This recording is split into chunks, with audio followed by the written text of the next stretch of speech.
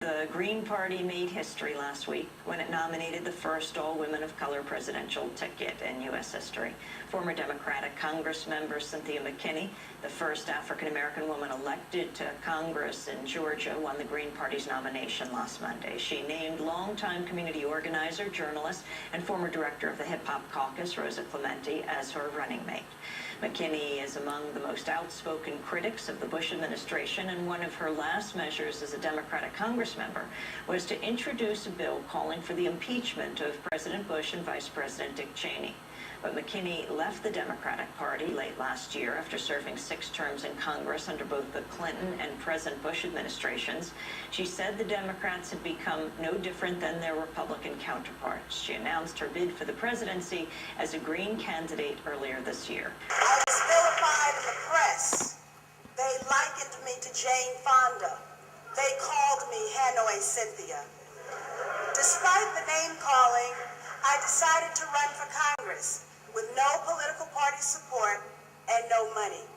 $25,000 later, I was the Democratic nominee, soon to be sworn in as Georgia's first Black Congresswoman.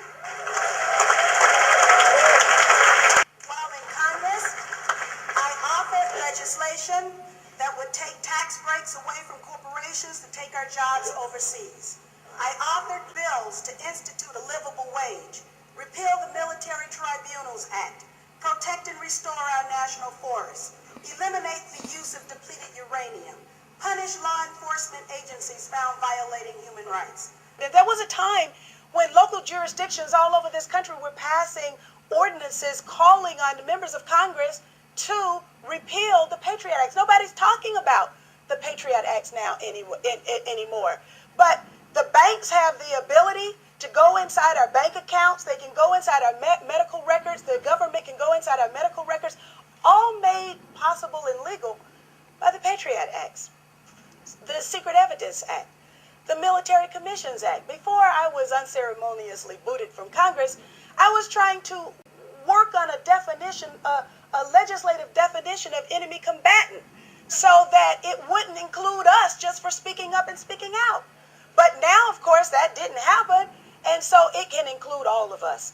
And so I think, as my running mate, Rosa Clemente, says, that the Green Party is not just an alternative, it is an imperative. If we as a hip-hop generation don't make some real power moves by 2008, we're going to be in a very desperate situation for the next 30 years.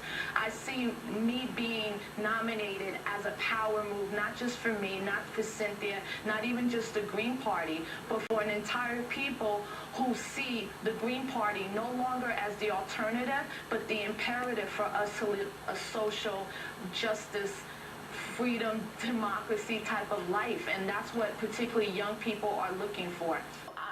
I'm humbled, but I'm also excited because I feel that many African American, indigenous, Asian, Latino youth in this country, mostly working class, are completely disenfranchised and marginalized from a two-party system. There's over 40% of young people that still have not registered to vote, which shows their dissatisfaction with both the Republicans and Democrats.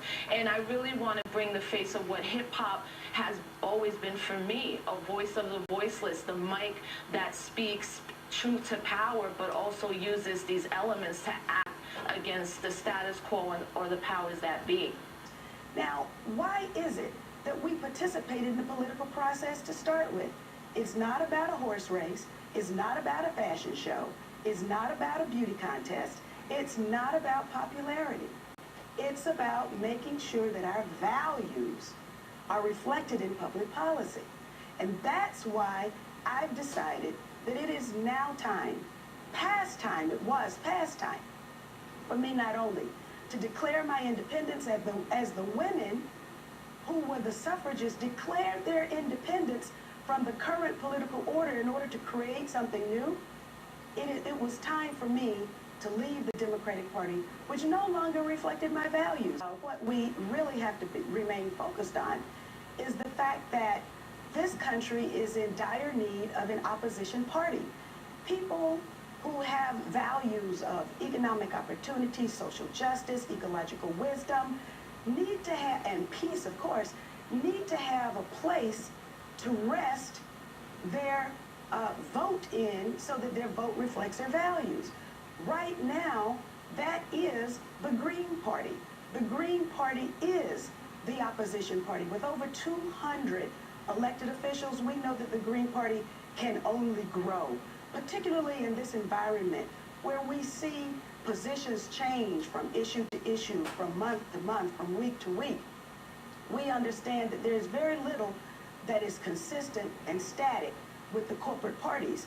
However, with the Green Party is grounded in its values. We cannot suffer coup after coup after coup, assassination after assassination after assassination, political assassination after political assassination.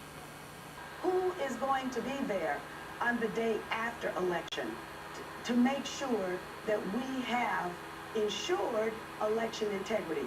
As it was in 2004, it was the Green Party that put feet on the ground in Ohio, and that's how we know what happened in Ohio.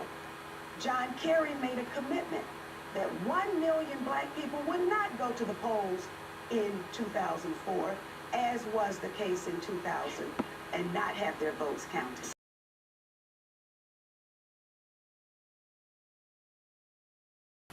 We don't have to have this legacy of hate, division, war, militarism. We don't have to have it. We can stand once again as that beacon of hope that we used to be around the world. I really believe that. And I also believe that the American people have the wherewithal to make this country become what it needs to be.